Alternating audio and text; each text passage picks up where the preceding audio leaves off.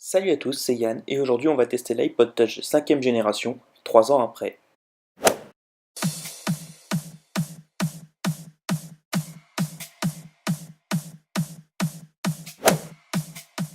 L'iPod Touch de 5ème génération a été présenté par Apple en 2012.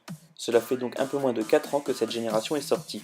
Disponible au lancement en gris, noir, jaune, rose et rouge, c'est dans sa sublime version bleue que je teste l'iPod 5G. On retrouve désormais, avec un design similaire, l'iPod Touch de 6ème génération, mais c'est bien la 5ème génération sous iOS 9 que nous allons tester dans cette vidéo.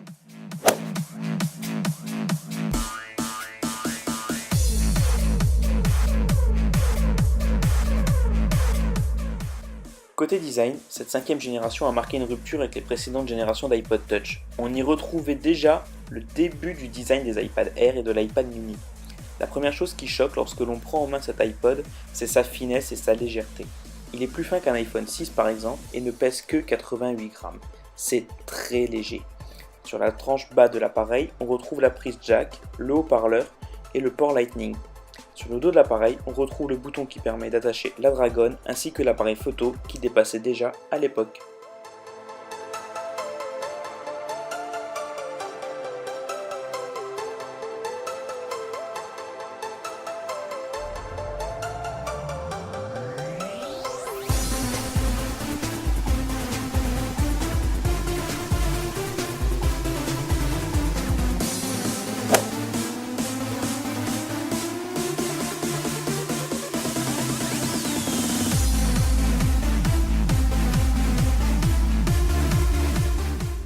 À l'intérieur de cet iPod, c'est l'intérieur d'un iPhone 4S que l'on retrouve.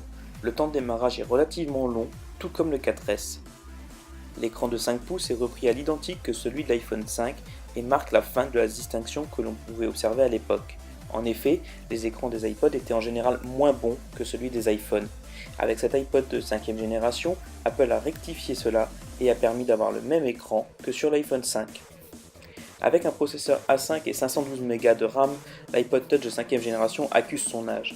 En effet, son temps de démarrage est de plus de 50 secondes, ce qui le place dans les mêmes dispositions que l'iPhone 4S.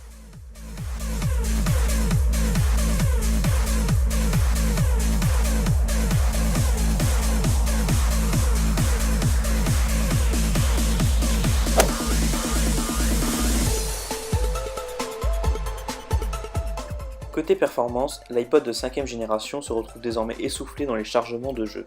N'espérez pas non plus jouer à de gros jeux de manière fluide. Les onglets de Safari se rechargent de manière intempestive et les changements d'application sont peu fluides, voire parfois remarquablement saccadés. Il est à noter que je retrouve mon iPod Touch plus lent que l'iPhone 4S que j'ai testé sur ma chaîne il y a quelques temps et donc vous pouvez retrouver le lien dans la description de la vidéo.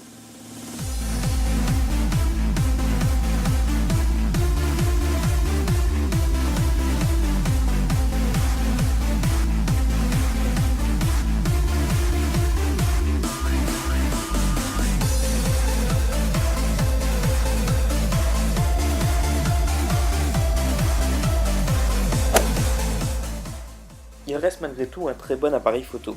Équipé de 5 mégapixels, son appareil photo fait encore le travail et se révèle particulièrement bon quand les conditions de luminosité sont bonnes. Dans des conditions de faible luminosité, l'appareil photo accuse son âge. Il permet de filmer en 1080p à 30 images par seconde, soit en Full HD. Le capteur de 5 mégapixels est identique à celui de l'iPhone 4 sorti en 2010.